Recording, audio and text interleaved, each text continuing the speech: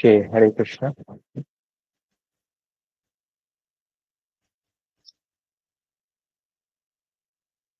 हरे कृष्ण कृष्ण कृष्ण हरे हरे, हरे राम राम राम हरे हरे। सभी का स्वागत है अंतर्राष्ट्रीय कृष्ण भावनामृत में। ऑडियो क्लियर है क्या? तू कंफर्म कर सकता है? हाँ प्रभु जी, आपका ऑडियो क्लियर है, वीडियो भी क्लियर है। Thank you. स्क्रीन दिख रहा होगा।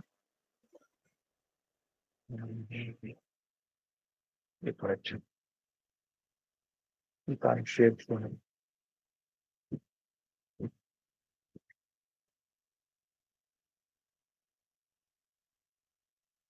ओके।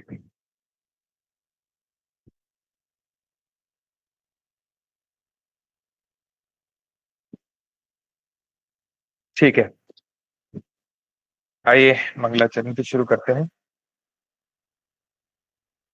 ओम नमो भगवते वासुदेवाय।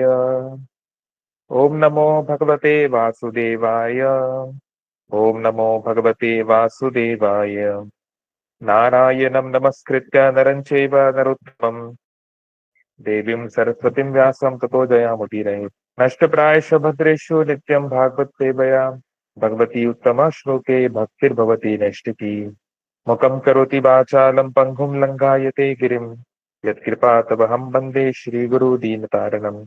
नमः ओं विष्णुपदाय कृष्णपृष्ठाय भूतले श्रीमते भक्ति वेदांत स्वामिनिति नामिने।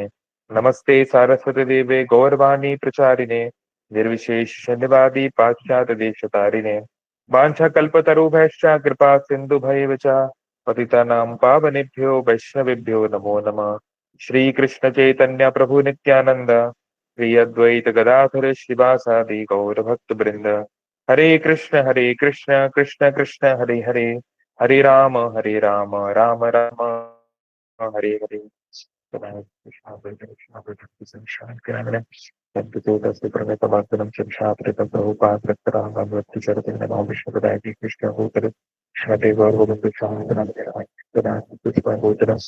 श्रीमते भक्ति वेदांत स्वामी रामिते नमस्ते सरस्वती गौरवाणी हरे कृष्ण। सभी का स्वागत है। तो आज हम लोग चर्चा करने वाले हैं एक बहुत महान राजा राजा प्रियव्रत के जीवन के आधार पर श्रीमद् भागवतम में जो शिक्षाएं हैं उसको। तो राजा प्रियव्रत कौन है और उनसे हम कैसे डिटैचमेंट, वैराग्य क्या होता है एक सामान्य जीवन में, है ना, खासकर जो गृहस्थ हैं, गृहस्थ जीवन में रहते हुए कैसे उस भावना को आत्मसात किया जा सकता है ना। How can we be in this world but not of this world, जो हम कहते हैं वो प्रैक्टिकल नहीं करे कैसे। तो ये महाराज प्रियव्रत के जीवन से बहुत अच्छी तरह सीखने को मिलता है। तो ये प्रियव्रत महाराज की स्टोरी कहाँ पे शुरू होती है? तो ये भागवतम का 5वां स्कंद है, इसका पहला अध्याय है। इसका नाम ही है महाराज प्रियव्रत की गतिविधियां, उनके कार्य, है ना, एक्टिविटीज ऑफ किंग प्रियव्रत। तो क्वेश्चन पूछ रहे हैं। राजोवाच प्रियव्रतो भागवत आत्मा राम कथम मुने गृहे रमत यन्मूलः कर्म बंध पराभव। तो राजा प्रश्न कर रहे हैं। कौन से राजा? परीक्षित। ये जो भागवत पुराण है ये मूल रूप से परीक्षित महाराज यानी अर्जुन के ग्रैंडसन, अर्जुन के पुत्र कौन हुए प्रसिद्ध? कौन है अर्जुन के परीक्षित पुत्र? महाराज नहीं नहीं, अभिमन्यु। पुत्र। हाँ, अभिमन्यु। और अभिमन्यु के पुत्र हैं परीक्षित, है ना। तो आप सबको ये पता है कि महाराज परीक्षित जो कि सारे दुनिया के शासन कर रहे थे, चक्रवर्ती सम्राट थे, उनको एक कर्स मिला, उनको श्राप मिला कि 7 दिन के अंदर उनकी मृत्यु होनी है तक्षक नाम के सांप के द्वारा काटने से। तो 7 दिन उनके पास थे और 7 दिनों में वह सुखदेव गोस्वामी, भगवान वेद व्यास जी के सुपुत्र, उनके शरण में उन्होंने गंगा किनारे ये भागवत का ज्ञान प्राप्त किया, है ना। तो ऑलरेडी 3 दिन निकल चुके थे, चौथा दिन चल रहा है ये, है ना। अभी 5वां स्कंद चल रहा है, कुल मिला के 12 12 स्कंद है भागवतम में। तो अभी परीक्षित महाराज 5वें स्कंद शुरू करते हुए बोलते हैं कि राजा ने प्रश्न किया, यानी महाराज परीक्षित ने प्रश्न किया सुखदेव गोस्वामी को कि हे महामुनि, राजा प्रियव्रत जो इतने महान थे, वो भगवान के एक जो है आत्म साक्षात्कार प्राप्त किए हुए भक्त थे, जो जानते थे कि वो शरीर नहीं आत्मा है। वह पारिवारिक जीवन में रहते हुए, गृहस्थ जीवन में रहते हुए, बच्चों के साथ, पत्नी के साथ, रिश्तेदारों के साथ रहते हुए, जिसमें प्राय व्यक्ति बंध जाता है, जो पारिवारिक जीवन जिसमें प्राय व्यक्ति कर्म बंधनों में फंस जाता है, उसमें रहते हुए कैसे प्रियव्रत महाराज ने मनुष्य जीवन के जो लक्ष्य है उसकी प्राप्ति की, है ना, कैसे पारिवारिक जीवन के मोह से वो नहीं बंधे, है ना, कैसे 10-10 संतानों को उन्होंने पाला, लेकिन फिर भी वो डिटैच रहे, या किस प्रकार से वैराग्य में रह पाए, ये कैसे संभव हो पाया। तो ये प्रश्न सुखदेव गोस्वामी को परीक्षित महाराज पूछ रहे हैं कि भाई, सामान्य व्यक्ति, है ना, ठीक है, दुनिया में कुछ लोग हो सकते हैं जो ब्रह्मचारी हो या सन्यासी हो, है ना, लेकिन मोस्ट पीपल तो ऐसे नहीं होंगे। जैसे इस्कॉन में, किसी को पता है इस्कॉन में कितने ब्रह्मचारी हैं, कितने सन्यासी हैं, कितने गृहस्थ हैं? किसी को आइडिया है? हमारे प्रो 1% ब्रह्मचारी। प्रभु जी, नहीं, टोटल 1%। 10 मिलियन डिवोटीज है ऑल ओवर वर्ल्ड। ओके, तो मैं आपको ऑफिशियल स्टैट्स बताता हूँ। लास्ट जो सर्वे हुआ था वो 2019 में हुआ था, कोविड के पहले। तो उसमें सर्वे में आया था कि more than 9 million followers and devotees are there in world wide. 90 lakh से अधिक। ये 2019 की बात हो रही है, 6 साल हो गए ऑलरेडी इस बात को, है ना। बीच में कोविड आया, बहुत सारे लोग ऑनलाइन प्रीचिंग से जुड़े, बहुत कुछ हुए। तो हम एक अंदाजा लगा सकते हैं कि it can be around 11 million, 12 million round, है ना। तो 1 करोड़ से अधिक लोग इस्कॉन मंदिरों में जुड़े हुए हैं, वहां जाते हैं, दर्शन करते हैं, प्रसाद पाते हैं, कीर्तन करते हैं, है ना, अराउंड द वर्ल्ड, है ना। Most are of course in India. तो इसमें कितने ब्रह्मचारी हैं, वो क्या लगता है? 1 करोड़ से अधिक लोग इस्कॉन में कनेक्टेड हैं, तो इसमें कितने लोग ब्रह्मचारी हैं और कितने लोग सन्यासी हैं? कितने लोग ये जीवन भर जो है ब्रह्मचारी आश्रम में रह पाते हैं? आपको क्या लगता है कितने लोग हैं ऐसे? Any idea? अराउंड 5000। वो भी बहुत ज्यादा बोल दिया आपने, इतना भी नहीं है। हाँ, तो विश्व भर में टोटल इस्कॉन के जो ब्रह्मचारी हैं 2500 से 3000 के बीच में है ना, विश्व भर में, पूरी दुनिया का बता रहा हूँ। और सन्यासी का नंबर 100 से कम था, अभी जस्ट 100 हुआ है, जस्ट, है ना। तो मतलब मोटा मोटा मान लो ब्रह्मचारी सन्यासी मिला के 3000 हुए, है ना। अब 1 करोड़ में 3000 कितना होता है? क्या 1% भी होता है क्या? अब चलो उसमें तो मान लो 50% लेडीज है ना। तो मान लो 1 करोड़ में 50% लेडीज हो गए, तो 50 लाख मान लो पुरुष है ना। आप उसमें भी मान लो कुछ बच्चे हैं सपोज 20% बच्चे हैं, तो 40 लाख मान लिया। तो 40 लाख का भी 1% कितना होता है? 40,000, राइट। तो 40,000 भी छोड़ दो, उसका भी, यानी 0.1%, 4,000 भी नहीं है, यानी 0.1% mail adult followers of Hare Krishna movement of ISKCON are not full-time brahmacharis or sannyasis, है ना। यानी most of us are living in household life, जो होगा, जो कि होना ही चाहिए। प्राय समाज में अधिकतर लोग गृहस्थ जीवन में ही रहेंगे, है ना। तो यानी जो भी धर्म है वो ऐसा होना चाहिए कि सभी लोग मोस्टली इसको फॉलो कर पाए। ऐसे नहीं बस 2-4 सन्यासी ब्रह्म कहीं पे कर रहे हैं, बाकी लोग का क्या, मेजोरिटी का क्या होने वाला है? तो यही प्रश्न परीक्षित महाराज पूछ रहे हैं कि भाई, घर परिवार में रहकर, जॉब करते हुए, बिजनेस करते हुए, पति के बीच साथ रहते हुए, सास ससुर के साथ रहते हुए, बच्चों को पालन करते हुए, कैसे प्रियव्रत महाराज ने अपना मोह को वो मोह को या जो है अटैचमेंट को उन्होंने ओवरकम किया, कैसे वो उससे बाहर निकले। तो ये प्रश्न है। चलिए नेक्स्ट श्लोक पे जाते हैं। यस, तो अगला श्लोक है, अब मैं डायरेक्ट ट्रांसलेशन पढ़ रहा हूँ। बोल रहे हैं कि हे ब्राह्मण श्रेष्ठ पर सुखदेव, क्या मेरा माइक्रोफोन बंद हो गया क्या? आवाज आ रही है ना क्लियरली? ऑडियो क्लियर है प्रभु जी। यस प्रभु जी। चैट बॉक्स देखते रहूंगा वैसे मैं, एक सेकंड। जस्ट इन केस कुछ दिक्कत ना हो।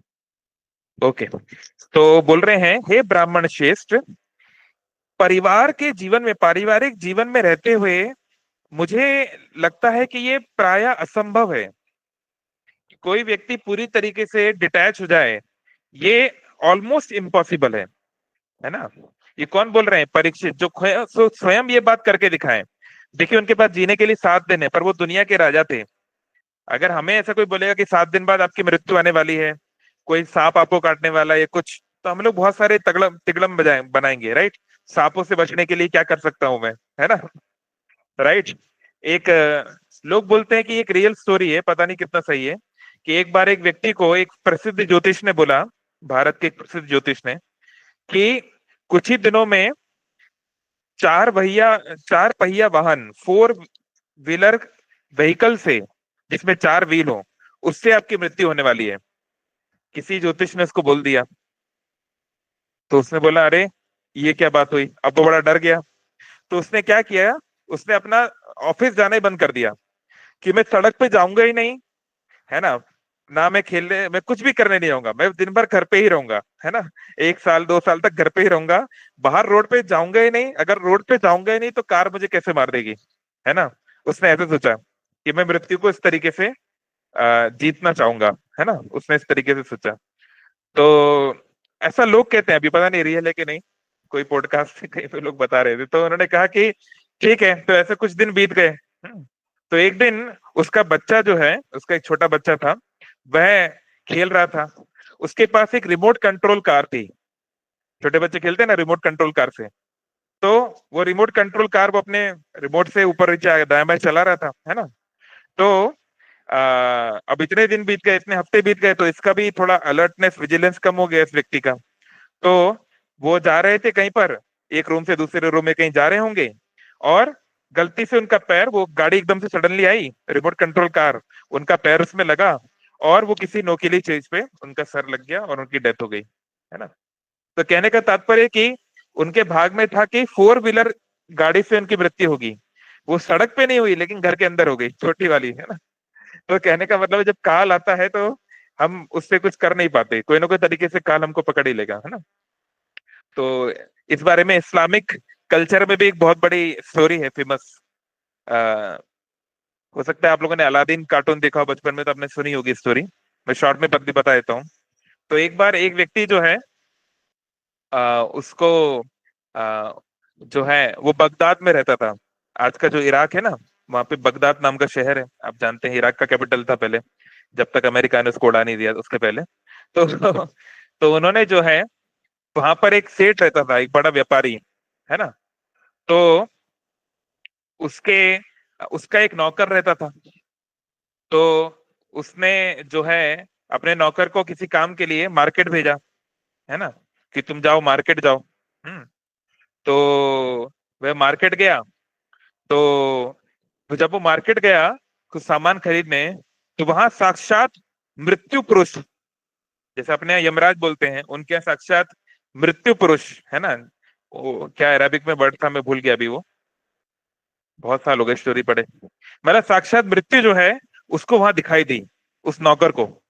नौकर बड़ा डर गया, अरे ये तो मृत्यु मेरे मेरे सामने क्यों आई है, क्या ये मुझे मार देगी? तो डरता डरता बड़ा भागते हुए अपने मालिक के पास गया, कि मालिक मालिक, वो मृत्यु आज मुझे दिखी बाजार में, मुझे बहुत डर लग रहा है ना। यमराज दिखे, मुझे बड़ा डर लग रहा है, क्या करूं? तो मालिक ने कहा, ठीक है, तुम चिंता मत करो, ऐसा करो, मैं तुम्हें अपना घोड़ा देता हूँ, बहुत तेज भागता है घोड़ा, है ना, एकदम हाई क्लास, उसके पास सबसे अच्छा जो व्हीकल था उस जमाने में, घोड़ा था। तो मैं तुम्हें अपना सबसे अच्छा घोड़ा देता हूँ, तुम मेरे इतने अच्छे नौकर हो, तुम्हें मैं मरने नहीं दूंगा। तो बोले क्या करें? बोले यहाँ से 100 मील दूर एक दूसरा शहर है, उसका क्या नाम था, बगदाद के पास, मुझे शहर याद नहीं आ रहा, चलो नाम ले लेते हैं कुछ भी, है ना, रियाद या कुछ नाम ले लेते हैं, let's it.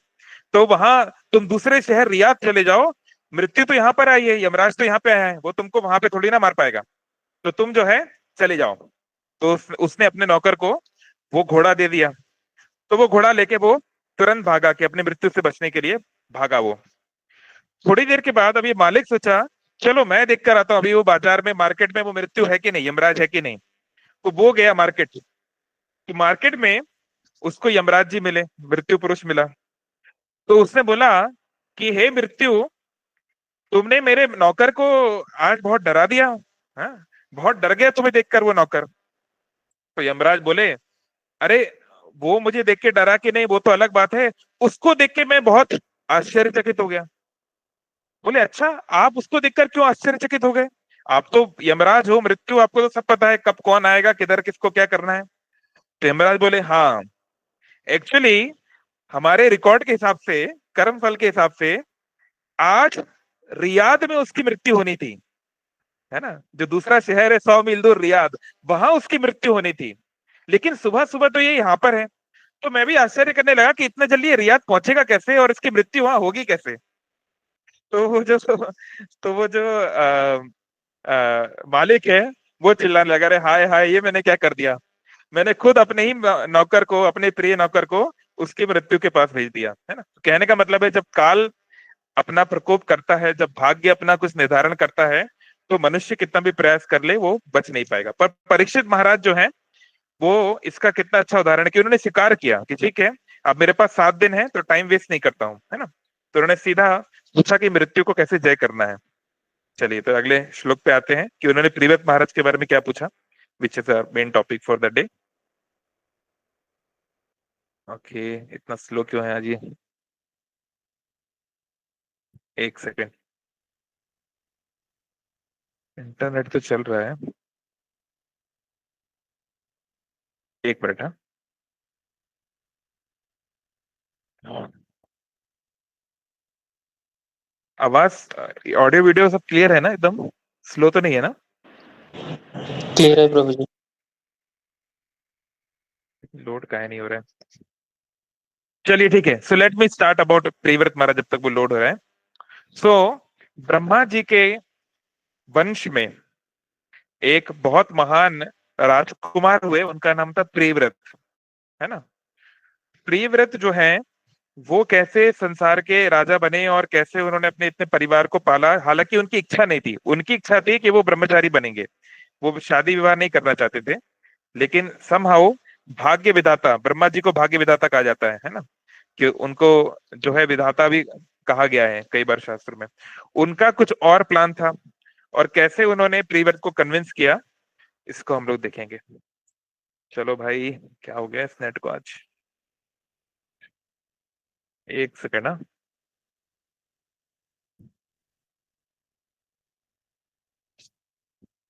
Just a second.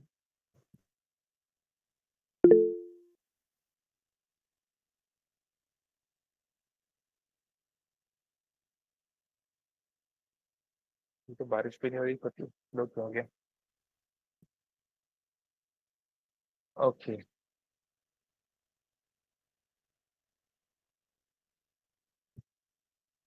हाँ, तो प्रियव्रत महाराज जो हैं, जब उनके पिता राजा थे, तो वो कई भाई थे, वो लोग राजकुमार थे बहुत सारे, है ना। तो प्राय क्या होता है कि जो बड़ा राजा है, बड़ा राजकुमार, बड़ा लड़का है, वही राजा बनता है प्राय, यही फॉलो किया जाता है मोस्ट टाइम्स में, है ना। हालांकि कभी कभी देयर कैन बी एक्सेप्शन, है ना? कोई आप उदाहरण देना चाहेंगे जब बड़े लड़के को राजा नहीं बनाया गया, या बड़े राजकुमार को नहीं बनाया गया, ऐसा कोई उदाहरण देना चाहेंगे? प्रभु जी, धृतराष्ट्र और उनके भाई पांडु का। हाँ जी, बहुत अच्छा। तो क्यों नहीं बनाया गया धृतराष्ट्र को राजा? क्योंकि वो जन्म से अंधा थे, और अंधा राजा जो होता है वो अच्छे से प्रजा नहीं मैनेज कर सकते। हाँ, तो इसलिए जो है धृतराष्ट्र को नहीं बनाया गया था। लेकिन बाद में उनके छोटे भाई पांडु, जो बहुत प्रतापी राजा थे, लेकिन उनकी युवावस्था में ही मृत्यु हो गई, है ना। तो फिर बच्चे छोटे थे सारे, तो फिर इसलिए धृतराष्ट्र को बनाना पड़ा मजबूरी में, है ना। और भी उदाहरण, और भी बताना चाहेगा? भागवतम में, रामायण में, महाभारत में बहुत उदाहरण है ऐसे, जब बड़े भाई को नहीं बनाया गया राजा। बलराम जी, जी, बलराम जी कृष्ण जी राजा बना गया द्वारिका में। बलराम जी, हाँ, भगवान कृष्ण राजा नहीं थे द्वारका के ऑफिशियली। हम बोल देते हैं द्वारकाधीश, लेकिन टेक्निकली राजा थे उग्रसेन, है ना। तो कृष्ण बलराम उग्रसेन के रिप्रेजेंटेटिव के तौर पे, प्रतिनिधि के तौर पे राजपाट देखते थे। पर टेक्निकली भगवान कृष्ण और बलराम जो है उग्रसेन के अंडर, अपने दादाजी के अंडर करते थे। ये भी देखिए कितना अच्छा उदाहरण है, भगवान स्वयं राजा नहीं बने, अरे हमको राजा बनाओ, बढ़ो तुम क्या कर रहे हो। नहीं, ऐसे नहीं, वो उन्होंने कहा कि हमारे दादाजी राज करेंगे, हम तो उनके प्रतिनिधि के तौर पे, है ना। फिर यहाँ कमेंट्स में कोई बोल रहा है राम जी और भरत जी का एग्जाम्पल, हाँ ये बहुत अच्छा एग्जाम्पल है। पता नहीं ये लोड क्यों नहीं हो रहा है आज, I mean it's bad luck. सो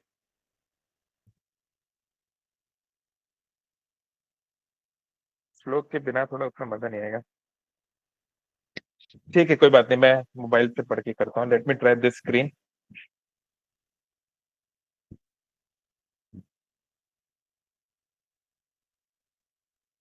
एक सेकेंड ना। हरे कृष्णा हरे कृष्णा कृष्ण कृष्ण, ये वाला तो इजीली हो गया। तो there is something wrong with वेदावेस.com राइट नाउ। ठीक है, कोई बात नहीं। ठीक है, तो वो शायद वेदावेस वेबसाइट थोड़ा स्लो चल रही है आज। सो हाँ, भगवान राम का, तो जब भगवान राम को बोला गया कि भाई आपको कल राजा बनना है, तो भगवान राम ने, रामचरितमानस में आता है, किसी को वो चौपाई याद है क्या? भगवान राम ने बड़ा दुख प्रकट किया। क्या दुख प्रकट किया?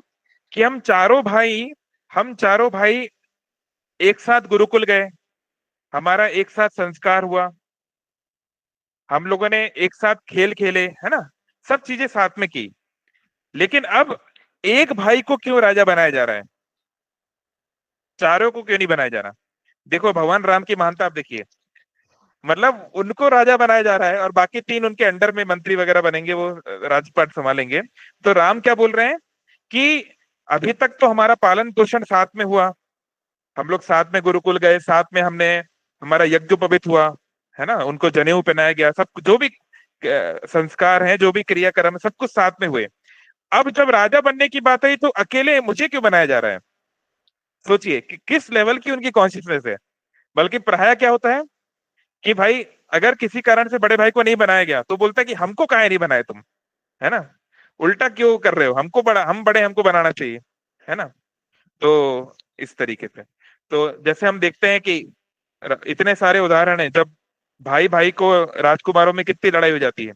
औरंगजेब को देखो, औरंगजेब के जो बड़े भाई थे, क्या नाम था उसका, दारो शिको ऐसा कुछ नाम था ना, दारो शिको, जो थोड़ा सा अच्छे आदमी थे, मतलब थोड़ा ऐसे ही कुछ नाम था ना, दारो शिको ऐसा कुछ नाम था उनका, जो उनके बड़े दारा ब्रदर थे। शिकोह।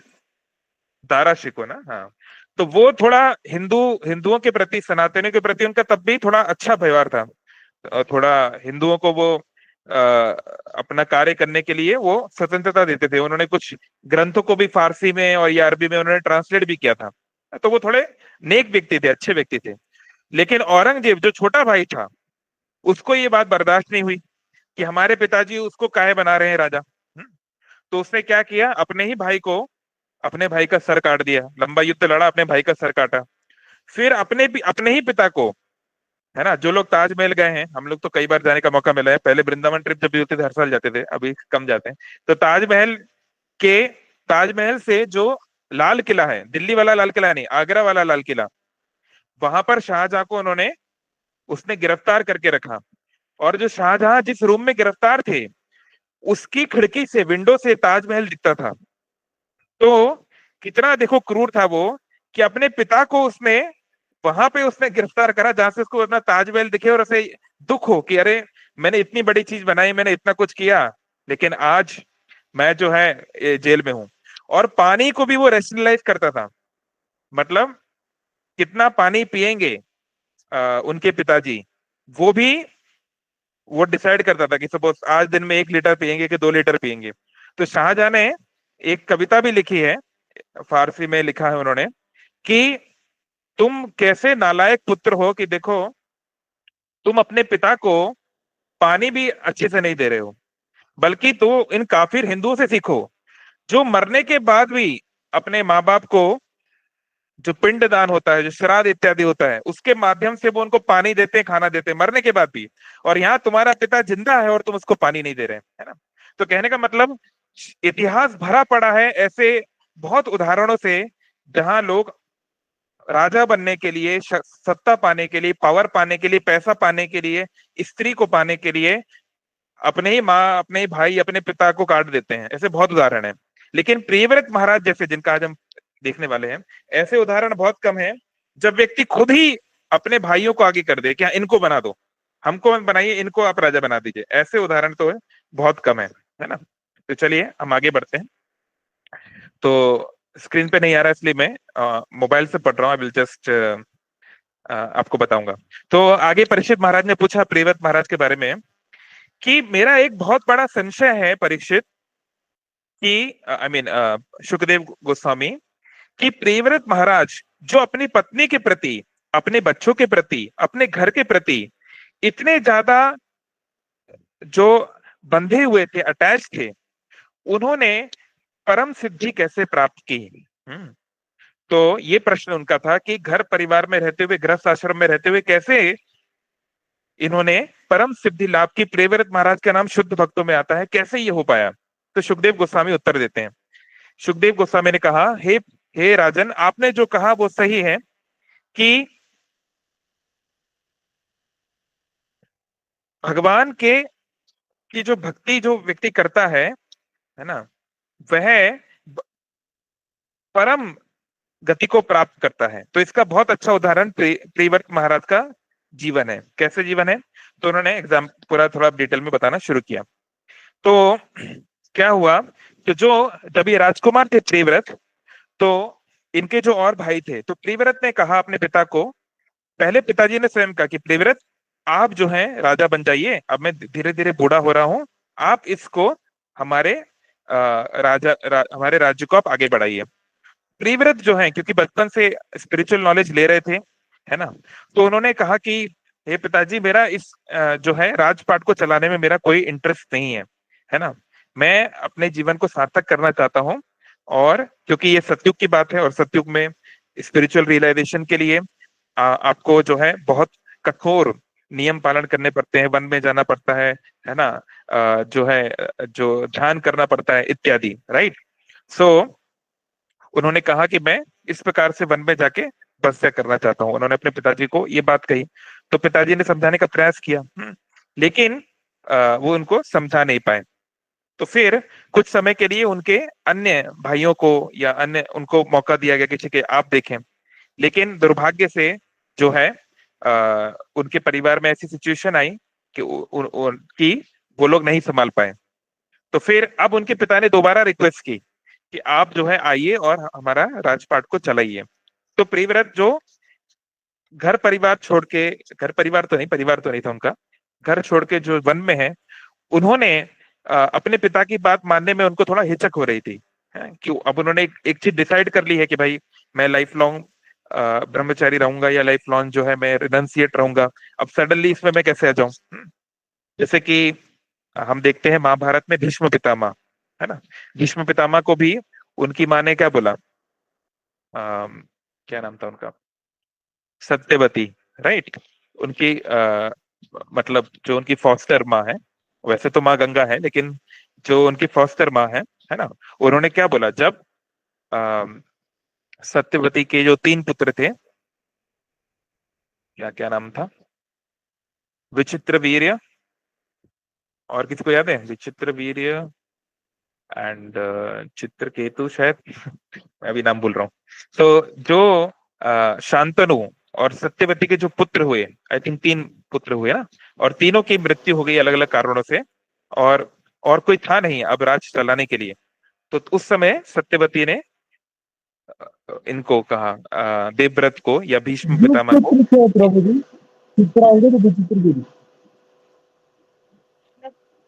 2 पुत्र थे क्या, चित्तांग, हाँ, विचित्र वीर का नाम तो मुझे याद है, और चित्तांग, हाँ हाँ, ठीक है, विचित्र गिरी, थैंक यू। चित्रांगद। ये ओके ओके, थैंक यू। तो जब इन दोनों की मृत्यु हो गई, तो उन्होंने उनको रिक्वेस्ट किया कि देखिए अब हमारी कोई संतान नहीं है, तो आप जो है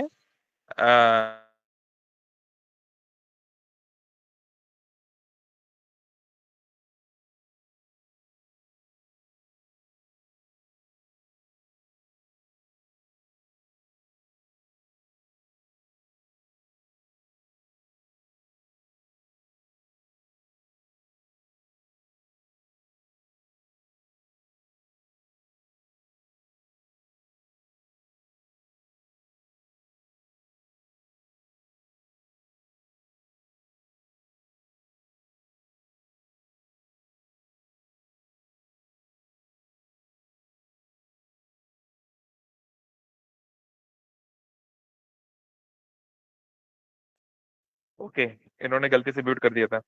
सिद्धांत, म्यूट मत करो भाई।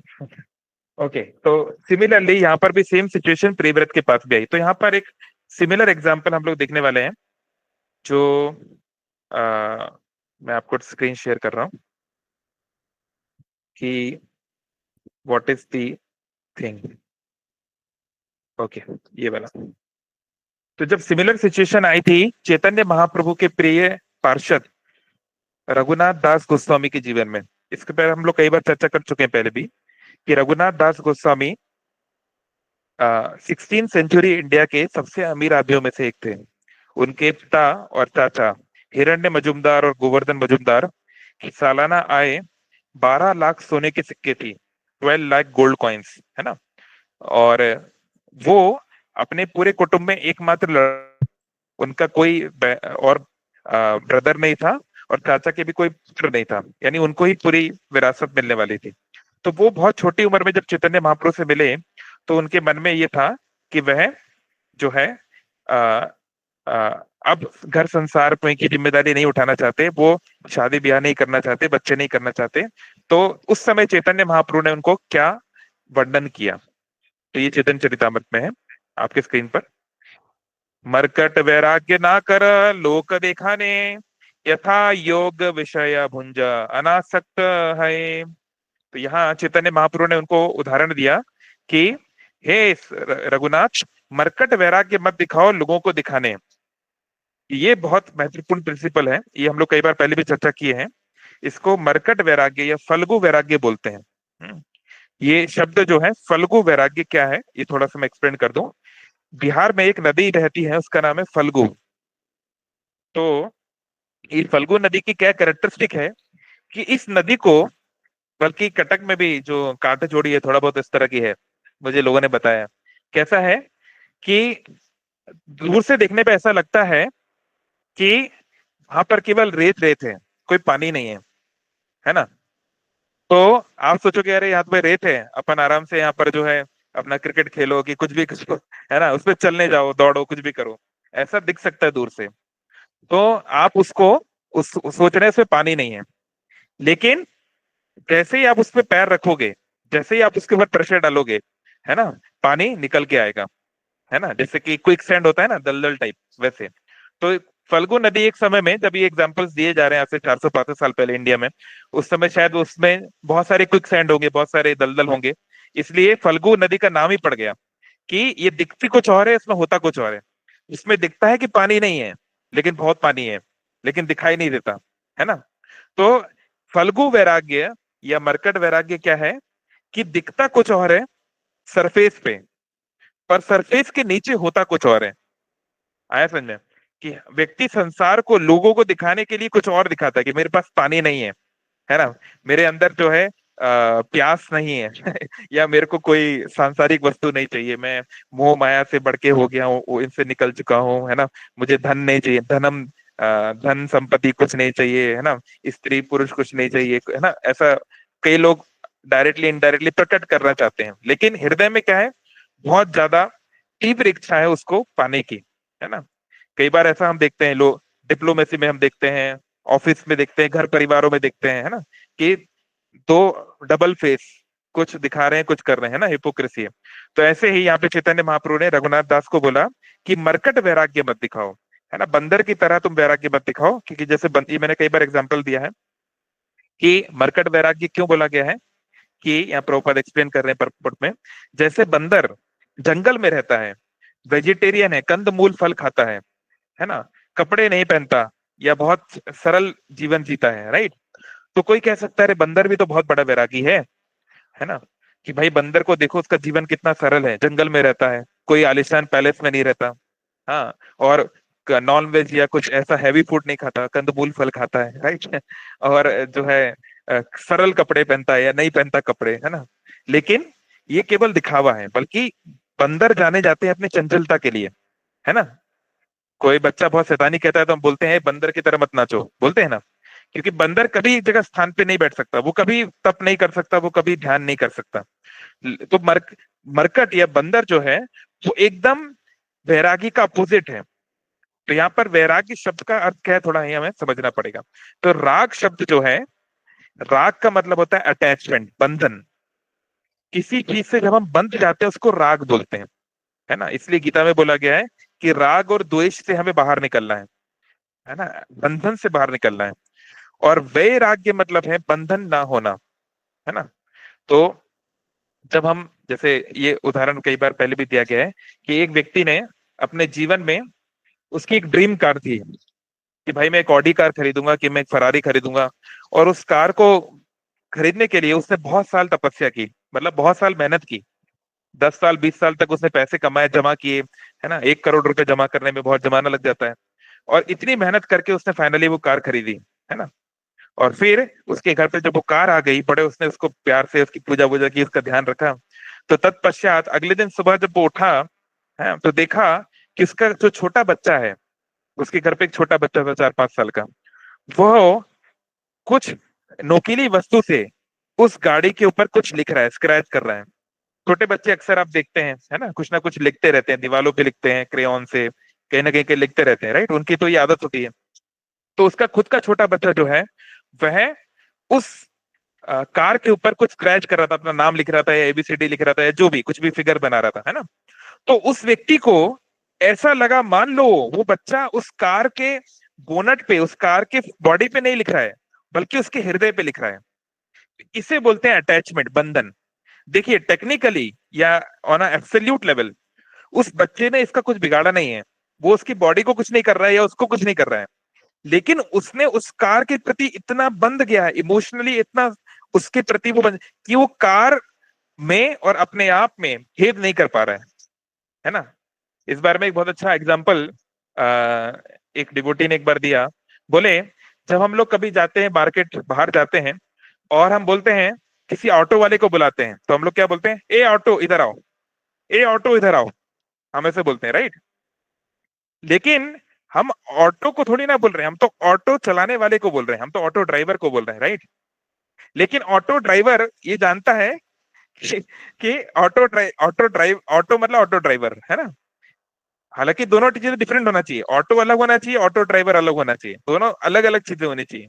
लेकिन हम कह देते हैं क्योंकि हम इतना ज्यादा मटेरियल कंडीशनिंग में है कि एक ही बात है, हाँ ऑटो मतलब ऑटो ड्राइवर, है ना, ये ऑटो इधर आओ, राइट।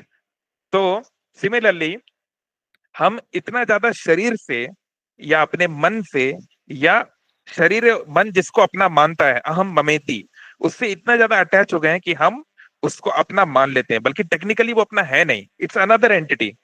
अब वो आपसे संबंधित है, वो अलग बात है। आज ऑडी कार आपकी है, कल कोई चोर चोरी करके ले गया तो, है ना, ये कल वो उसमें वो जल गई तो, है ना, बहुत सारी चीजें हो सकती है ना।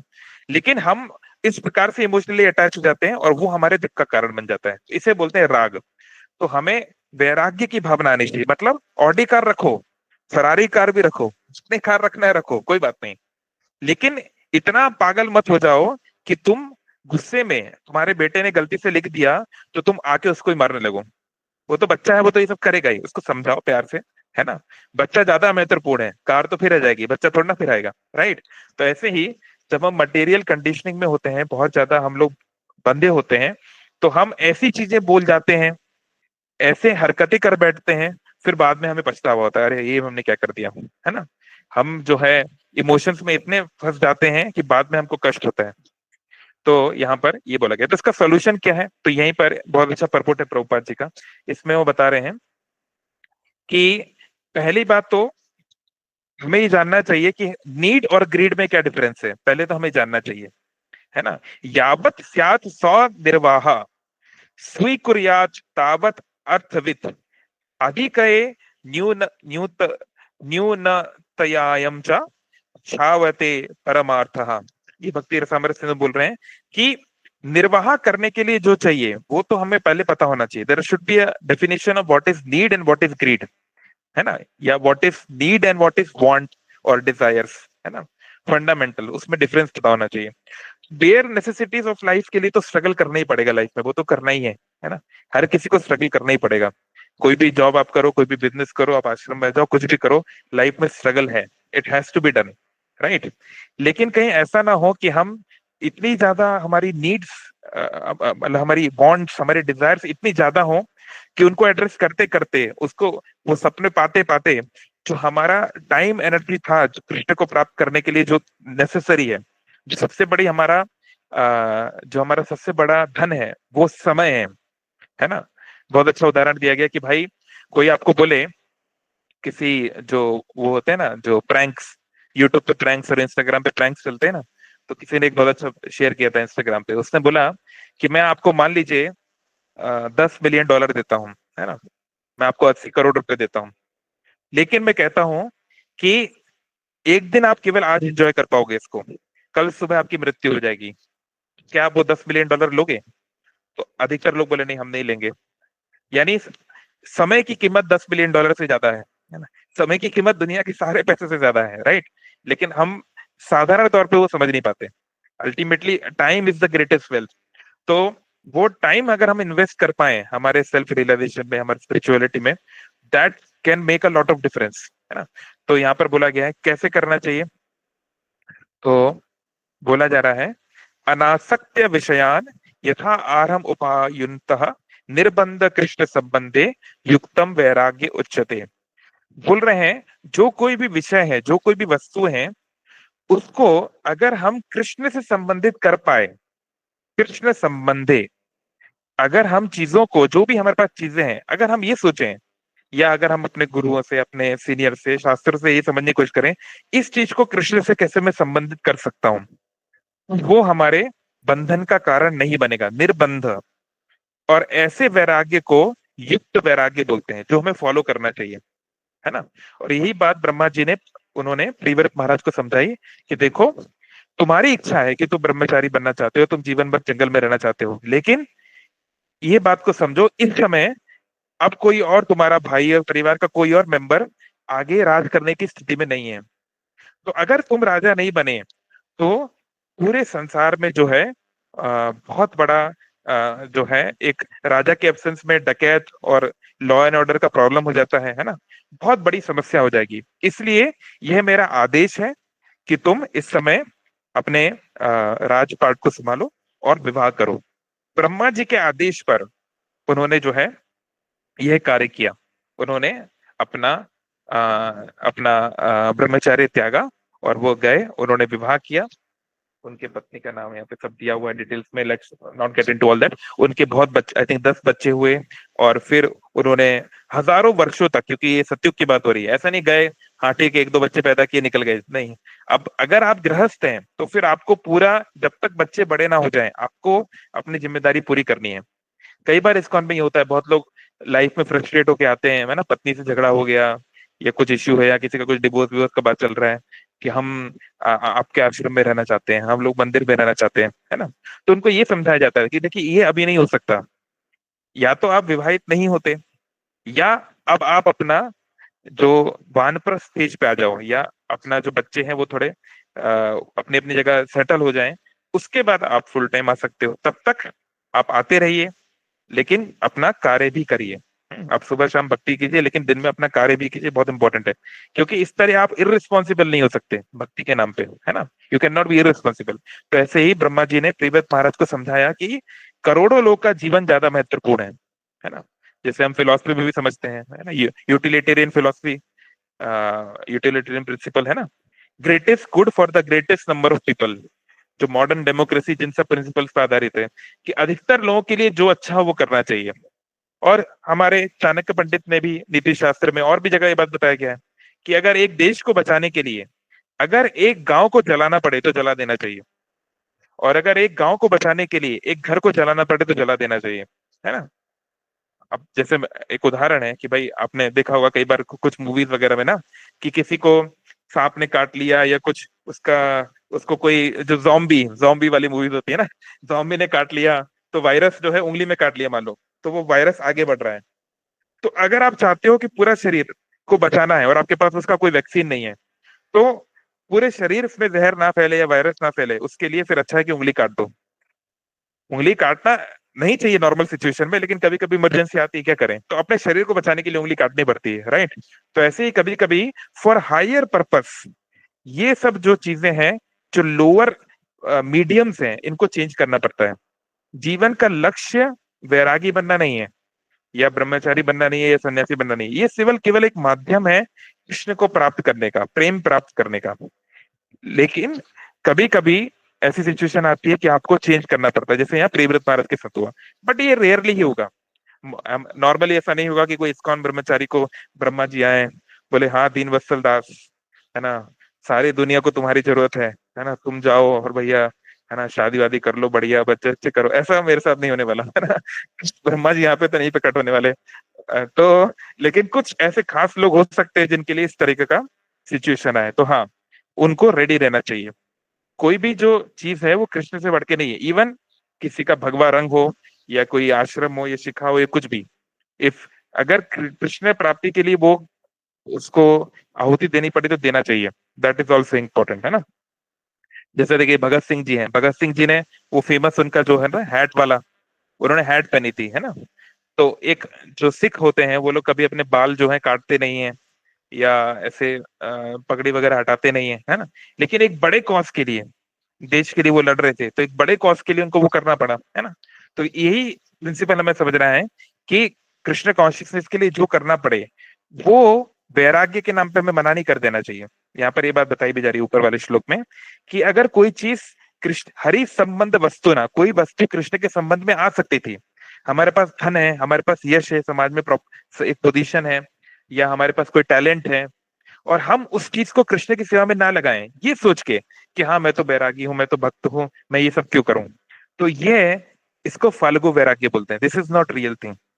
जब जॉर्ज हैरिसन, जो इतने बड़े म्यूजिशियन थे, जिनके कारण लाखों लोगों तक हरि नाम पहुंचा, हरे कृष्ण मंत्र पहुंचा, जो है बहुत सारे एल्बम्स बने, तो उन्होंने एक समय पर प्रभुपाद से पूछा कि प्रभुपाद आप कहो तो मैं भी हेड शेव करके, बाल मुंडवा के, मैं भी आश्रम में आ जाऊं क्या।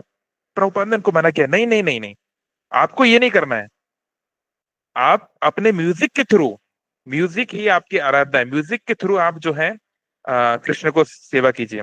अगर जॉर्ज हैरिसन एक नॉर्मल ब्रह्मचारी बन जाते, कितने ही बड़े बड़े प्रभुपाद डिसाइपल है वो जॉर्ज हैरिसन के गाने सुन के कृष्ण से कनेक्ट हुए, क्योंकि George Harrison was mega star, है ना। The Beatles were the most popular people on the planet that time, है ना। हर कोई उनको सुनता था। तो जब उन्होंने माय स्वीट लॉर्ड गोविंदम आदि पुरुषम हरे कृष्ण मंत्र, ये जब सॉन्ग्स बनाए, तो करोड़ों करोड़ों उसकी प्रतियां बिकी, और हरे कृष्ण वर्ड हर जगह तक पहुंचा, है ना। तो ऐसे ही हमको ये नहीं सोचना चाहिए कि अगर हमारे पास कोई भी भगवान की दी हुई वस्तु है, या कोई टैलेंट है, या कोई प्रकार के रिसोर्सेज हैं, हमें ये सोचना चाहिए, और अगर हमारी इतनी बुद्धि नहीं है तो अपने सीनियर से, अपने शिक्षा गुरुओं से, दीक्षा गुरुओं से पूछना चाहिए इसका सही उपयोग क्या है भगवान की सेवा में। हाँ, कुछ अगर ऐसी चीजें हैं जो बिल्कुल भगवान की सेवा में उपयोग नहीं की जा सकती, तो उसको तो छोड़ना पड़ेगा, है ना। मान लीजिए कोई कातिल है, या कोई जो बुचर है ना, जालिम है, उसको आता है जानवरों को कैसे काटना है, राइट। तो अगर जानवरों की नेचुरल डेथ हो रही है तो अलग बात है, अदरवाइज जो है बल्क में अननेसेसरी जानवरों को मारना, it's not the right thing to do, है ना। तो उसको अपना थोड़ा सा प्रोफेशन चेंज करना पड़ेगा, है ना। तो वो वो एक अलग बात है। बट प्राय जो कुछ हमारे अंदर है वो चीजों को हम राधेश्याम प्रभु अच्छा बोलते हैं कि कृष्ण भक्ति में कुछ भी छोड़ने की जरूरत नहीं है, हर चीज को कृष्ण की तरफ मोड़ने की जरूरत है। अगर आप एक डांसर हैं, आप कृष्ण के लिए डांस कीजिए। अगर आप सिंगर हैं, कृष्ण आप ऐसा कुछ कीजिए ताकि लोग आपके टैलेंट से, आपके रिसोर्सेज से, आपके पैसे से, आपके यश से लोगों का कृष्ण से संबंध जुड़े, है ना। ऐसे हमें कुछ प्रयास करना चाहिए, है ना। अगर हम अडानी की तरह बिलीनियर हैं, अभी अडानी जी देखिए रथ यात्रा हुई, तो उन्होंने इस्कॉन के साथ मिलकर 35 लाख लोगों के लिए प्रसाद वितरण किया, है ना। अभी मैं जिंदल फाउंडेशन में गया, जिंदल नगर में गया था रथ यात्रा के लिए, है ना। सावित्री जिंदल जी इंडिया की रिचेस्ट लेडी हैं ऑन पेपर, है ना। इवन नीता अंबानी से ज्यादा पैसा उनके पास है। पर आप उनको, मैं 4 साल से उनको देख रहा हूँ, इतना विनम्रता से, वो इतने सिंसेरिटी से वो सारे नीतियां करती हैं। ऐसे नहीं कैमरे पे जो दिख रहा है, कैमरे पे तो जो रिकॉर्डिंग होती है 8 घंटा 10 घंटा जाता है, वो लोग सुबह से पहुंच जाते हैं, क्योंकि हम लोग तो वहां पे देख रहे हैं ना, और एक दिन पहले भी पहुंच जाते हैं, तो सिंसियरिटी है। तो ऐसे व्यक्ति कुछ उसके उसके पास एक बिलियनियर है, अगर वो अपनी संपत्ति का सदुपयोग कर रहे हैं, तो कितने लोगों तक लाभ पहुंचता है। 40,000 लोग वहां पे डायरेक्टली इनडायरेक्टली आते हैं, या देखते हैं, या ये लाइव देखते हैं, जो भी। तो इतने लोगों तक जगन्नाथ की रथ यात्रा पहुंच रही है, राइट। तो एक उदाहरण एक मैं दे रहा हूँ कि वो अगर ये सोच के बोले हाँ ये तो पैसा तो मोह माया है, ना पैसा मोह माया है ना स्त्री मोह माया है है ना। ये सोचना कि पैसा या स्त्री या पुरुष ये मिलने के बाद जीवन सेट है, इनसे मुझे इन्फिनाइट हैप्पीनेस मिल जाएगी, अब लाइफ में कुछ और दिक्कत नहीं होगी, ये सोचना माया है, ये थिंकिंग माया है, ये सोचना गलत है। पैसे को लक्ष्मी के रूप में, इसलिए हम इसको में लक्ष्मी बोलते हैं, लक्ष्मी पॉइंट्स या लक्ष्मी, है ना, प्रभु जी 100 लक्ष्मी दे दीजिए लाइक दैट, ऐसे बोलते ही है ना। जो भी धन संपत्ति है उसे भगवान की सेवा में लगाना चाहिए, और भगवान की सेवा मतलब भगवान और भगवान के भक्तों सभी के लिए, है ना। तो जो है उस तरीके से करना चाहिए। लेकिन अगर हम सोचें, इसका बहुत अच्छा उदाहरण दिया गया है कि मान लीजिए आप रास्ते में जा रहे हैं और आपको एक नोट मिले, एक 2000 का नोट मिले, है ना। तो अगर कोई ये सोच के, कोई कामी व्यक्ति है, कोई लालची व्यक्ति है, तो वो तो क्या करेगा, उसको उठा लेगा, है ना, ये तो मेरे को मिला है मैं इसको यूज कर लूंगा, है ना। लेकिन फिर उसको क्या है, कर्मा झेलना पड़ेगा। भाई मान लीजिए वो चोरी का पैसा है ना, ये गलत काम का पैसा है, तो आपको भी उसका फल भुगतना पड़ेगा। लेकिन और जो त्यागी व्यक्ति है, जो बस त्याग त्याग करते रहते हैं, है ना, ऐसे कुछ लोग होते हैं जो वैराग्य को ही सुप्रीम मांगते हैं। नहीं, वैराग्य और ज्ञान भक्ति के पुत्र हैं, भक्ति देवी के दो पुत्र हैं, ज्ञान और वैराग्य। ज्ञान और वैराग्य भक्ति से सुपीरियर नहीं है। कोई भी बच्चे माँ बाप से सुपीरियर नहीं हो सकते, मतलब इन इन दृष्टिकोण में, फिलोसफिकली। तो भक्ति ने पैदा किया है ज्ञान और वैराग्य को, ज्ञान और वैराग्य ने भक्ति को पैदा नहीं किया। इसलिए भागवत में श्लोक भी है, वासुदेवे भगवती भक्ति योग प्रयोजिता जनति आसु वैराग्यम ज्ञानम च यद अहेतुकम। जो वासुदेव की भक्ति में लगते हैं उनको वैसे ही ज्ञान और वैराग्य मिल जाता है। मतलब अगर किसी की माँ है, वो माँ से अगर आपका संबंध है ना, वो आपकी बहन है या वो आपके रिलेटिव हैं, तो बच्चे तो आपके घर पे आएंगे ही। अगर हम किसी के माँ बाप को घर में इनवाइट करते हैं तो उनके बच्चे तो उनके साथ आ ही जाएंगे, राइट, है ना।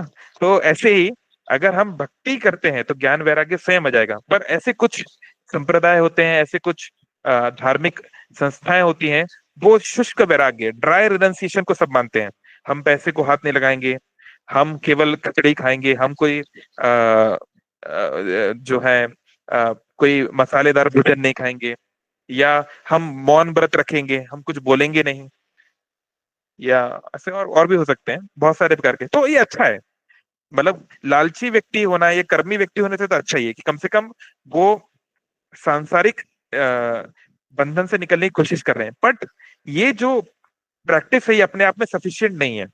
ये जो वैराग्य है ज्यादा दिन नहीं चलेगा। एक आपको रियल एग्जांपल बता रहा हूँ, this is not some story, this real story. तो एक व्यक्ति थे जो ऐसे ही शुष्क वैराग्य लेकर कि भाई हाँ संसार तो मोह माया, छोड़ो छाड़ो, है ना, छोड़ो घर बार, चलो हरिद्वार। तो हरिद्वार तो वो नहीं गए, लेकिन हिमालय में एक, हिमाचल में एक टाउन था, वहां पर वो गए। उन्होंने सोचा कि मैं हिमालय के पास रह के आराम से अपना तप करूंगा, जब करूंगा, है ना। उन्होंने ये सोच के गए। तो वहां पर वो एक छोटे से केव में रहने लगे। ये रियल घटना है 1980s की। तो वो उस केव में रहने लगे। पास में एक गांव था, घाटी थी, घाटी में गांव था। तो वहां पे बच्चे क्रिकेट क्रिकेट खेलते थे, क्रिकेट खेलते थे। तो अब ये क्या है, बचपन से बहुत बड़े क्रिकेट फैन थे, है ना, रोज क्रिकेट खेला करते थे जब वो अपने नॉर्मल लाइफ में थे। तो अब यहाँ बच्चों को क्रिकेट क्रिकेट खेलते देख उनके मन में भी आया, अरे यार मैं भी क्रिकेट खेलता था, है ना। लेकिन अभी तो साधु बन गए हैं, अभी तो बैरागी बन गए हैं, अब तो खेल नहीं सकते हैं, है ना। उन्होंने, उनका अपना अहंकार है, उनका एक इमेज है, वो खराब हो जाएगी। तो क्या करें। तो शुरू शुरू में बस देखते थे कैसे कौन बॉलिंग कर रहा है, कौन से कैसे बैटिंग कर रहा है ना। कोई गलत शॉट मारता था तो गुस्सा होते थे, है ना। जैसे अपन लोग नहीं, अपन क्रिकेट देखते हैं, मान लो विराट कोहली कोई खराब बॉल पे खराब शॉट खेल के आउट हो गया, तो लोग नहीं बोलते हैं अरे इतनी अकल नहीं है इसके अंदर, ऐसे क्यों मार रहा है, ऐसे मारना चाहिए है ना। हम लोग अपने आप को 30 मार का समझते हैं कि अरे ऐसा क्यों खेल रहा है, अरे रोहित शर्मा ऐसे क्यों खेल रहा है, सचिन ऐसा क्यों खेल रहा है, राइट। सब लोग टीवी पे नहीं बोलते हैं। तो ऐसे ही वो भी बोलते थे कि अरे ये ऐसा क्यों खेल दिया लड़का, इसको इस तरह शॉट मारना चाहिए था, ऐसे करके। तो धीरे धीरे उनका उनमें मन लगने लगा। फिर जो है कुछ दिन के बाद उनके उनके कुछ फॉलोअर बनने गए थे लोग, मतलब गांव के पास बाबा जी हैं, तो लोग उनसे मिलने आते थे, अपने क्वेश्चन पूछते थे, या घर की कोई पूजा पाठ है उसमें इनवाइट करते थे। तो उनके एक फॉलोअर जो है, उनका शिष्य, एक दिन उनसे मिलने के लिए आया। तो उन्होंने देखा कि बाबा जी जो हैं ग्राउंड पे, मतलब जो जहाँ वो बैठे हैं, वहां पर कुछ लाइंस बना रहे हैं, ऐसी लाइंस बना रहे हैं ग्राउंड पे, है ना। तो सोचा, उन्होंने बोला, सोचा शायद कोई बहुत गहरी बात, कोई बहुत बड़ा आध्यात्मिक इसमें कुछ जो है, इसमें कोई रहस्य होगा इस लाइन के थ्रू कुछ, है ना। शिव जी को या कोई कोई यंत्र, कोई तंत्र जो नहीं होता, लक्ष्मी यंत्र कुछ बना रहे होंगे, है ना। ऐसा कुछ बड़ा उसको उत्साह आ गया, अरे अरे क्या बना रहे गुरु जी, क्या बना रहे हैं। तो उसको चुपचाप बैठ के देखने लगा। तो बाबा जी लाइंस बना रहे थे और लाइंस को काट रहे थे, एक लाइन, दो लाइन, तीन लाइन, है ना, कभी चार लाइन, कभी छह लाइन, ऐसे काटने लगे। तो बड़ा उसको आश्चर्य हो रहा था, क्या कर रहे हैं, क्या कर रहे हैं। तो बड़ी देर तक ये सब हुआ, है ना। फिर थोड़ी देर के बाद उन्होंने बनाना बंद कर दिया। तो उन्होंने पूछा कि महाराज ये आप क्या कर रहे थे, ये इसका क्या अर्थ है, ये कोई देवी देवता का कोई यंत्र है कि कोई आध्यात्मिक शक्ति है, क्या चीज है, वो हमको बताइए।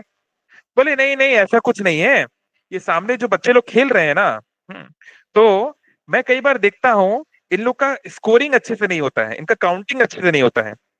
मतलब मतलब जैसे अगर जो पुराने जमाने में जो लोग क्रिकेट खेले हैं, मोबाइल ऐप वगैरह आने के पहले उनको पता होगा, जब क्रिकेट टूर्नामेंट होते हैं छोटे छोटे, तो हर टीम का एक लड़का जो है स्कोरिंग के लिए जाता है। मतलब ऐसे लाइंस बनाई जाती है, बचपन में ऐसा होता था, हो सकता है आप लोगों ने देखा हो, और स्कोर काटा जाता है। या इस बॉल पे एक रन बना, एक लाइन काट दो, दो रन बना, दो लाइन काट दो, है ना। पुराने जमाने में ऐसा होता था, हम लोग बचपन में देखा है। अब तो बहुत सारे मॉडर्न टूल्स आ गए, तो ये सब करने की जरूरत नहीं है। लेकिन तो वो क्या कर रहे थे, वो स्कोरिंग कर रहे थे उन बच्चों का। अब सोचिए, इसीलिए कबीरदास जी ने बोला है कि चले थे हरि भजन को, लोटन लगे कपास। कि वो आए थे हरि भजन को, वो अपना घर परिवार छोड़ के, माँ बाप छोड़ के, जॉब छोड़ के, बिजनेस छोड़ के, शायद पति उनको भी, पत्नी को भी छोड़ के, बच्चों को छोड़ के, यहाँ इतना दूर आए हैं, हिमाचल के गांव में, हिमालय आए हैं। और यहाँ वो कर क्या रहे हैं, वो स्कोरिंग कर रहे हैं एक लोकल क्रिकेट मैच की, कि बच्चों ने कितने रन बनाए, है ना। तो ये ऐसे मन हमको बेवकूफ बना देता है। इसलिए वैराग्य आधारित अगर कोई जीवन जी रहा है पर वो भक्ति प्रधान नहीं है, तो ये जो वैराग्य है, ये शुष्क वैराग्य है, ड्राई रिनंसिएशन है। मतलब इसमें रस नहीं है, और जो चीज में रस नहीं होता वो बहुत दिन नहीं चल सकता। कुछ साल चलेगा, कुछ दशक चलेगा, या कुछ जीवन भी चल सकता है, पर वापस आपको आना पड़ेगा, है ना। क्योंकि देखिए, जो बड़े बड़े ऐसे बहुत लोग हैं, ऐसे बहुत सारे फेमस लीडर भी हैं, जो पहले बोलते थे ब्रह्म सत्य जगत मिथ्या, केवल ब्रह्म सत्य है और जगत झूठा है। फिर वो इसी दुनिया में आके कभी अनाथालय चलाते हैं, कभी अच्छे काम करते हैं। ऑफ कोर्स जो भी वैरागी के जीवन में है, वो अच्छे काम ही करेगा। और ये कुछ फूड डिस्ट्रीब्यूशन करते हैं, लेकिन पहले तो वो कह रहे थे ये सब झूठा है, तो वहां पे अनाथालय क्यों बना रहे हैं। यानी अब उनको रियलाइज हुआ कि यहाँ पर लोगों की सेवा करना भी इंपॉर्टेंट है, तो फिर पहले क्यों बोला कि झूठा है ना। तो इसलिए भक्ति में हम लोग ये नहीं बोलते कि जगत मिथ्या, know that is not correct. जगत सत्य है, जगत में हम लोग जो जी रहे हैं, जो जीवन जी रहे हैं, ये सत्य है, कोई सपना नहीं है। हमको जो कष्ट हो रहा है ये सत्य है, लेकिन ये टेम्पररी है, ये इटर्नल नहीं है, ये शाश्वत नहीं है, ये टेम्पररी है। तो ये डिफरेंस है युक्त वैराग्य में और शुष्क वैराग्य में, जिसको लोग वैराग्य समझते हैं। तो जो वैराग्य भक्ति प्रधान होता है, वहां हम हर चीज भगवान की सेवा में लगाते हैं, किसी चीज के प्रति दूर भगने वाला कंसेप्ट यहाँ पे नहीं है, जब तक वो चीज डायरेक्टली भक्ति के अगेंस्ट ना हो, है ना। जैसे आज एक वीडियो आया है कि इस्कॉन लंदन के रेस्टोरेंट में, गोविंदास रेस्टोरेंट में, एक एक अफ्रीकन इन्फ्लुएंसर, एक यूट्यूबर, वो जाके पूछता है, आप लोगों ने देखा, किसी ने वीडियो, किसी ने देखा क्या वो ऑनलाइन, एनीवन, किसी ने जी देखा प्रभु जी, आजकल। देखा था। काफी फेमस हो रहा है, वायरल हो रहा है, कि क्या हुआ कि इस्कॉन के जो रेस्टोरेंट है बहुत जगह अराउंड द वर्ल्ड, लंदन में फेमस गोविंदास में, वहां पे क्या हुआ कि एक अफ्रीकन इन्फ्लुएंसर, इंस्टाग्राम यूट्यूब वाला, वो आके पूछता है कि आपका ये वीगन रेस्टोरेंट है ना, या वेजिटेरियन रेस्टोरेंट है। तो वहां पे डिवोटी माता जी हैं, जो वहां पे देख रही हैं, स्टॉल पे हैं, वो उनको समझाती कि हाँ ये वीगन है, वेजिटेरियन रेस्टोरेंट है। तो बोली हम तो यहाँ पे प्याज लहसुन भी नहीं डालते, और हर चीज हम भगवान को ऑफर करते हैं, इंग्लिश में उन्होंने उनको समझाया। तो वो व्यक्ति जो है क्या कर रहा है, वो बोलता है अच्छा ऐसी बात है। तो उसने अपने बैग से एक KFC, जो बहुत बड़ा, आई मीन नॉन वेज का जो चेन ऑफ रेस्टोरेंट्स है KFC ना, तो केएफसी का उसने एक बैग निकाला और उसमें से चिकन निकाला और चिकन निकाल के खाने लगा। बोलो आप खाना चाहेंगे? वो उनको देने लगा। तो सब जो वहां पे दौड़ वो लोग हो हल्ला करने लगे और पर जो है कोई आया है ना, तो वो वायरल हो रहा है। तो कहने का मतलब हाँ, something which is completely against भक्ति, जैसे कि जीव हत्या या यहाँ पे जो चिकन की एग्जांपल है, तो फिर डिवोटीज को जो है कभी कभी स्ट्रिक्ट होना पड़ता है या फिर जो है एक्शन लेना पड़ता है। It's something like that. Otherwise मान लीजिए कोई और व्यक्ति आता है और वो मान लो चिकन खा के आया है, दारू पी के आया है, अगर वो बोले क्या मैं प्रसाद पा सकता हूँ, या मैं क्या गीता पढ़ सकता हूँ, या मैं हरिनाम कर सकता हूँ, मोस्ट वेलकम। ऐसा नहीं है कि वो जैसे कई बार लोग ऐसे बोलते हैं, आज तो उड़ीसा में बोलते हैं आज मैंने नॉनवेज खाया है, आज मैं भगवत गीता नहीं पकड़ूंगा। ऐसा कुछ लोग बोलते हैं, हमें हो सकता है आपको पता है ऐसा कोई मिला होगा कि नहीं। या आज मैंने शराब पी थी, आज मैं बेस में या मंदिर में नहीं आऊंगा। ऐसे बहुत लोग बोलते हैं कभी कभी। बट हम लोग उनको बोलते हैं कोई बात नहीं, आपने जो किया किया, कोई दिक्कत नहीं है, लेकिन अभी आप जो है इस गीता को पढ़िए या हरिनाम लीजिए या प्रसाद पाइए। ये किसी और चीजों पे डिपेंडेंट नहीं है ना। भगवान का नाम, भगवान को किसी चीज से पोल्यूट नहीं हो सकता, है ना। हम लोग जब भगवान की डेटी वर्शिप करते हैं तो एक मंत्र गाते हैं, ओम अपवित्र पवित्रो वा सर्व अवस्थांगतोऽपि वा यह स्मरेत पुंडरीकाक्षम सह भाय अभ्यंतर सची। श्री विष्णु श्री विष्णु श्री विष्णु। कि जो भगवान को याद करता है, पुंडरीकाक्ष लोटस आइड भगवान, भगवान कृष्ण को याद करता है, वह बाहर से और अंदर से पवित्र हो जाता है ना। भले ही वो बाहरी दृष्टिकोण से पवित्र ना भी हो, है ना। तो कहने का तात्पर्य है, हमें किसी वस्तु किसी व्यक्ति से दूर भागने वाली चीज वैराग्य नहीं है। हाँ, हर वस्तु को कैसे हम भगवान से जोड़ सकते हैं, ये वैराग्य है। अब मान लीजिए जैसे ये केस हुआ जो कि कोई व्यक्ति नॉनवेज लेकर आ जाए मंदिर में, तो उसको फिजिकली उस समय तो मंदिर से हटाना पड़ेगा, वो करना पड़ेगा, है ना, because it is against direct rules of the temple, right. लेकिन कल को अगर वो क्षमा मांगने आए या उसका कुछ हृदय परिवर्तन हो या वो कल फिर आना चाहे विथआउट नॉनवेज, तो फिर उसका वेलकम है, he can come back again, है ना, अगर वो अपनी गलती रियलाइज करता है तो, है ना। तो इस प्रकार से तो जो है ये भावना प्रीवियत महाराज की तरह हमको रखनी चाहिए। और प्रीवियत महाराज ने हजारों सालों तक पृथ्वी पर राज किया, और फिर जब उनके पुत्र, आई थिंक 10 पुत्र हुए, जब वो बड़े हो गए तो उन्होंने फिर उनका जो बचपन का सपना था वो साकार किया और वन में जाके दोबारा तपस्या की, है ना। तो ये था प्रीवियत महाराज का जीवन चरित्र, थोड़ा हम लोग शॉर्ट में देख पाए। हरे कृष्णा। किसी का कोई कमेंट है, कोई क्वेश्चन है? 10 मिनट ज्यादा हो गया, 9-10। जय जगन्नाथ। आज के जीवन में, फास्ट पेस जीवन में हर जगह स्ट्रेस है, अनस्टेबिलिटी है, तो हम लोग कैसे जो है चेतना को बना के रख सकते हैं? हाँ, तो अगर आपको लगता है कि लाइफ बहुत है ना, हेस्टी हो गई है, बहुत जल्द, तो थोड़ा सुबह के समय, अगर हम खासकर सुबह के समय हम अच्छी साधना कर सकें कि भाई जब मुझे जाना है जॉब पे, बिजनेस में। एक बार डॉक्टर विवेक बिंद्रा आए थे इस्कॉन उज्जैन, पहले इंदौर आए थे फिर उज्जैन आए थे, 2 दिन लगातार उनके सेशन हुए थे, हम लोग गए थे। उन्होंने बड़े अच्छी एक बात बोली। उन्होंने बोला, वो तो दीक्षित भक्त हैं, आप लोग जानते हैं, तो 16 माला उनको जब करनी होती है। उन्होंने बोला कि देखो मेरा काम ऐसा है, हमारे उनका जो कंपनी है, बड़ा बिजनेस, हमारा काम ऐसा है, एक बार हम लोग निकल गए काम पे, कितने घंटे बाद आएंगे पता नहीं, 8 घंटा, 10 घंटा, 12 घंटा, कितना लगेगा पता नहीं, ज्यादा भी लग सकता है। तो उन्होंने क्या नियम बनाया कि रात को जितने बजे भी वो सोएंगे, सपोज 12 बजे सोए कि 1 बजे सोए कि 10 बजे सोए, उसके 6 घंटे बाद वो उठते हैं। उनका उठने का टाइम फिक्स नहीं है, क्योंकि उनके सोने का टाइम फिक्स नहीं है। अगर आपका सच देखो, आइडियली तो डिवोटी को इस तरह की जॉब नहीं करना चाहिए, हमें ऐसा कुछ जॉब या बिजनेस करना चाहिए जिसमें स्टेबिलिटी हो, वो हेल्थ के लिए भी अच्छा है। लेकिन ठीक है, 20s में खासकर जब हमारे पास अपना करियर को आगे बढ़ाना है, तो थोड़ा बाकी चीजों को साइड में करना पड़ता है, करियर को प्रायोरिटाइज करना पड़ता है, समझता हूँ मैं। तो अगर हमें, अगर ऐसा हमारा लाइफस्टाइल है भी, हमारी जॉब या बिजनेस ऐसा है कि हमें हमारा सोने खाने पीने का कुछ टाइम फिक्स नहीं है, अगर ऐसा है भी तो भी, क्योंकि हम लोग खुद जब कॉर्पोरेट में थे, डेटा साइंस में थे, तो ऐसा कई बार करना पड़ा, कई बार नाइट शिफ्ट होती थी ये वो, तो एटलीस्ट आप जब भी उठे, मान लीजिए अगर आप 4 बजे नहीं उठ सकते हैं, जब भी आप उठे 5 6 7 जब भी, उसके बाद प्रायोरिटी कीजिए कि अभी नहा धो के थोड़ा सा हरि नाम मुझे लेना है, कुछ चैंटिंग जरूर करना है, 4 माला 8 माला जितना हो सके करना है। तो डॉक्टर बिंद्रा ने बोला कि मेरा तो ये प्रिंसिपल है, मैं जितने बजे भी सोता हूँ उसके बाद 6 घंटे बाद में उठता हूँ, और थोड़ा सा वो फुटबॉल वगैरह कुछ खेलते हैं या फिजिकल कुछ काम करते हैं, उसके बाद नहा धो के पहले मैं चैंटिंग पूरी करता हूँ 16 माला, उसके पहले मैं ब्रेकफास्ट नहीं करता। तो उन्होंने बोला कि देखो, पेट की आग तो लगेगी, भूख तो लगेगी, तो कि- जब तक मेरी चैंटिंग ना हो, मैंने अपने एक बार मन को ऐसे ट्रेन कर लिया कि मेरे को चैंटिंग करके ही माला कर ब्रेकफास्ट लेना है, तो फिर मैं ज्यादा इधर उधर अगर डेविएट होना भी चाहूँ तो मन मुझे थोड़ा याद दिलाता है कि नहीं, अभी तक तो भूख लग जाएगी, इसलिए पहले चैंटिंग कर लो, फिर बाद में ये सब करना है ना।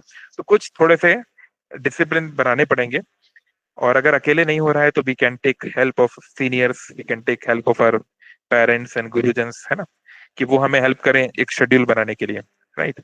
तो नो पेन नो गेन, संसार में कोई भी चीज फ्री फोकट नहीं मिलती, थोड़ा पेन तो करना ही पड़ेगा, थोड़ा पेन होगा तो थोड़ा गेन होगा, जो ज्यादा पेन करते हैं वो ज्यादा गेन करते हैं। भाई भगत सिंह जी ने हमारे लिए जान दी, हमारे देश के लिए जान दी, इसलिए लोग उनकी जय जयकार करते हैं। भगत सिंह के समय पे बहुत सारे लोग, करोड़ों लोग इंडिया में रह रहे थे, उनकी तो जय जयकार नहीं करते, है ना।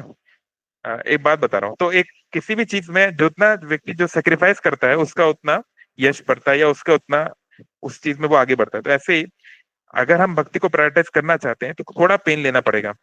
तो ठीक है, मान लीजिए आपकी लाइफ फास्ट स्पेस लाइफ है, और आप सुबह 4 बजे उठना और 10 बजे सोना ऐसा पॉसिबल नहीं है, कोई बात नहीं, जितने बजे आप कर सकते हो, बट उठने के बाद अब at least now let us prioritise the sadhana. अच्छी चैंटिंग करके जाएंगे, कुछ राउंड अच्छे से करके जाएंगे, मैक्सिमम राउंड्स, तो आप देखेंगे डिफरेंस आएगा, है ना। इतना आसानी से आप माया में नहीं पड़ेंगे।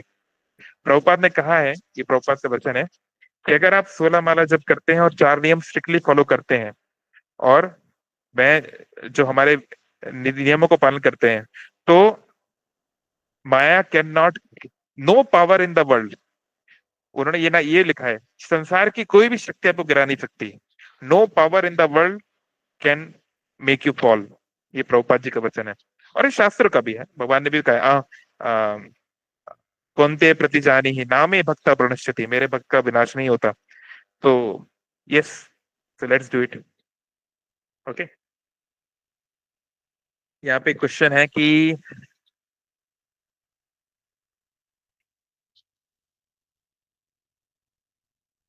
अगर किसी का जो प्रारब्ध है पर उसके लिए वो कार्य ना करे तो क्या होता है, डेस्टिनी से रिलेटेड क्वेश्चन है, ठीक है, मैं उनको थोड़ा बता दूंगा, टाइम हो गया बाद में। और किसी का एनी एनी अदर क्वेश्चन, क्योंकि it is not directly linked, मैं उनको बाद में बता दूंगा। किसी और को कोई प्रश्न है या कोई कमेंट? हर्षित प्रभु यहाँ पे भेजे हैं। ओके, अच्छा, ये भगवान राम जो रामचरितमानस में, अ, जो आई थिंक उसी समय जब चारों भाइयों का हो रहा होगा उस समय का वो दिए हैं। ठीक है, बहुत बहुत धन्यवाद। हरे कृष्ण कृष्ण कृष्ण हरे हरे, हरे राम राम राम राम हरे हरे। शिला प्रभुपाद की जय।